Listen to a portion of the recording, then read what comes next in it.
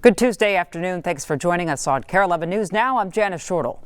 Happening tonight, the University of Minnesota union workers are walking off the job here in the Twin Cities. Strikes are now taking place across several Minnesota campuses. It began last night at 10 when Teamsters Local 320 started striking on the Morris and Crookston campuses. This morning, workers also walked off the job in Duluth, Grand Rapids, Waseca, and Austin.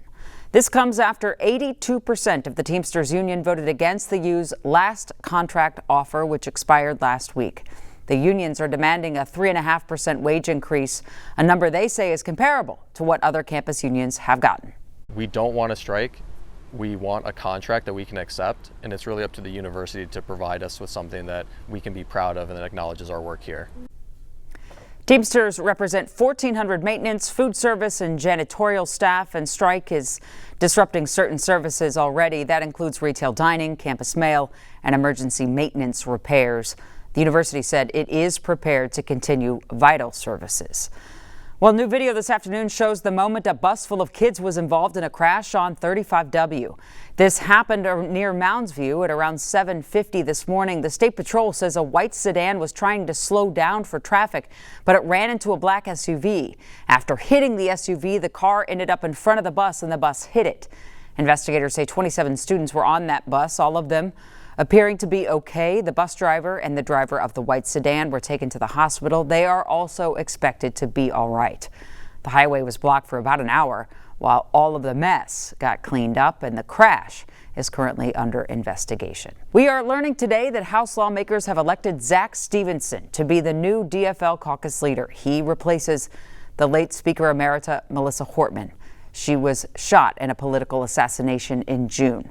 Stevenson was a volunteer on Hortman's early campaigns, and one of the first things he's going to do is lead the DFL through a special session when it's called. The House is still likely to be tied. Well, it's been a tough summer in the metro, and to this day, first responders are still dealing with the trauma of being on the front lines of that Annunciation Church shooting and the political assassination of Melissa and Mark Hortman.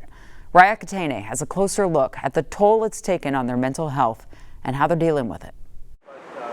Almost 2 weeks after a shooter opened fire on people praying at Annunciation Catholic School, the first responders, among the first to help that morning, may now be in need of help themselves. This shooting inside the church was in some ways a breaking point for a lot of the officers. It's not just that one traumatic event.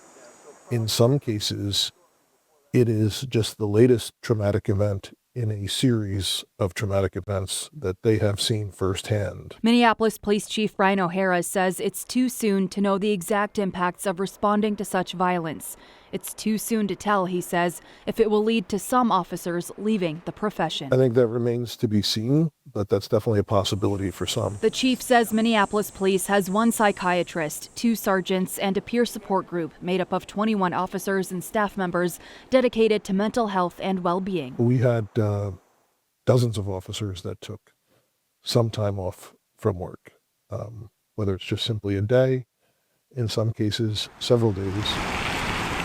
It's been a tough summer. Almost 2.5 months before the Annunciation shooting, Brooklyn Park Police was the main agency responding to the murders of Melissa and Mark Hortman. There's a lot of officers that knew the Hortmans, and that's a little bit unusual for us. We deal with a lot of death and trauma every day, but we don't always know the people. Inspector Matt Raby says Brooklyn Park officers involved in critical incidents are given time off from work, and all officers are required to see a therapist at least once a year. Some Brooklyn Park officers were also at Annunciation when 2 children's lives were taken and many lives impacted, including those who were first in line to help. According to city documents, health and well-being falls within the police department's professional standards division, which last year had a budget of about $37.5 million. Raya did ask the Minneapolis police chief how much of the department's current budget is dedicated to officers' health and well-being. He says it's a small portion of their training budget. Well, happening right now, a well-known violence prevention activist is asking a judge to throw out his wage theft charges. Bishop Harding Smith was in court on Monday, and according to the criminal complaint, the contract Smith signed with Hennepin County required him to pay workers $35 an hour, but that he instead paid most of them $20 an hour. Smith's attorney said he was open about the wages he paid and that all of the money he received went toward Minnesota Acts Now. The man who filed the police report against Smith, Howard Dotson, was in court as well. The attorney and Dotson spoke after court. We think the evidence will establish that there wasn't any deception. He has to, in order to make it a criminal case, he has to intentionally deceive them. And he was very out in the open about how he was paying the workers. The violence interrupters, the work they do is so essential. They put themselves in harm's way to make our community safe. The least they deserve is a just wage. The case is going to be back in court in November. Well, in the wake of that shooting at Annunciation Church, community support has been huge, but with GoFundMe pages set up for every victim's medical bills. But as crowdfunding for care grows, so is something else. Hospitals suing patients over unpaid bills. Here's Ken Turdahl.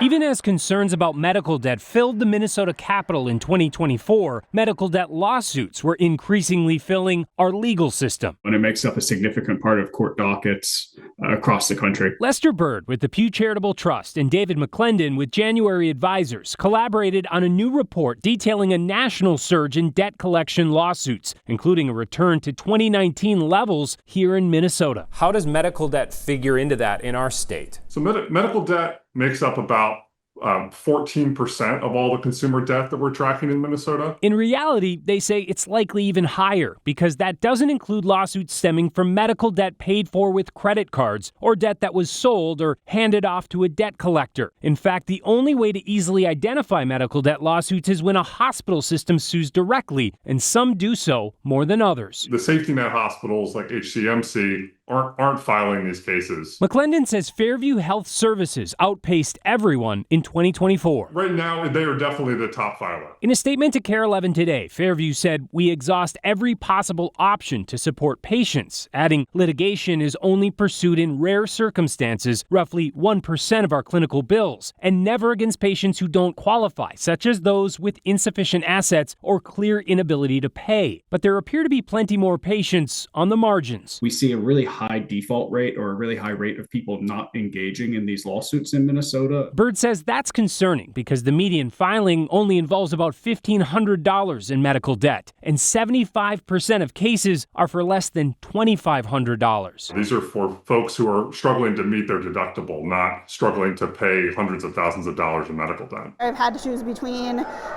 buying groceries or paying a full medical bill. Cancer survivor Jen Schultz was among those who pushed for Minnesota's Debt Fairness Act last year, which was signed by Governor Walz and began providing some protections last fall. The protections that were passed in Minnesota were a good step. I think there was some protections to make sure, especially lower income people who were being sued and having their wages garnished would have more money week to week while they pay back sort of debts that were owed. But if you're still facing a bill and feeling hopeless, they have one piece of advice. Try to engage in these cases. Try to come to a settlement. If you owe these debts and they're valid and legitimate, trying to come to a settlement. If you can't, reaching out, trying to find legal help across the state. A lot of folks could be eligible for legal aid assistance through their local legal aid organization. Worst thing you can do is to ignore these lawsuits. The best thing you can do is try to engage.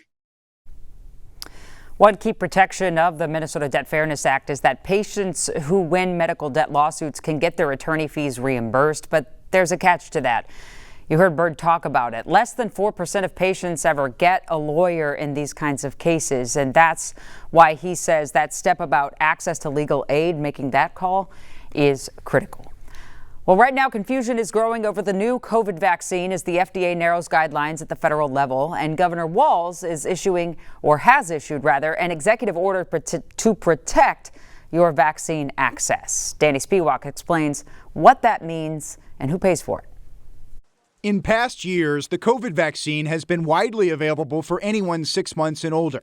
But that's changing under Health and Human Services Secretary Robert F. Kennedy Jr. Right now, we're dealing with completely different circumstances. In August, the Food and Drug Administration approved a new round of COVID vaccines, but only for people 65 and older or those 6 months and older with underlying health conditions. So the calculus is different, and it's complicated. In an executive order issued Monday, Governor Walz accused RFK Jr. of leading a misinformation campaign.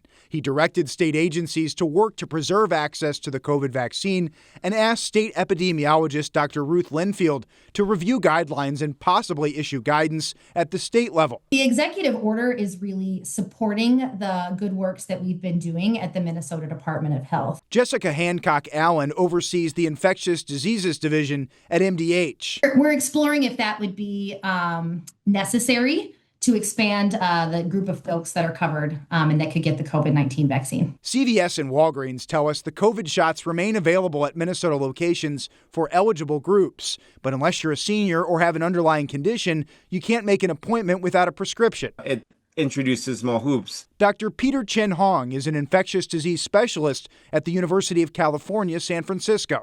We're confused and we're a little bit anxious about the changes.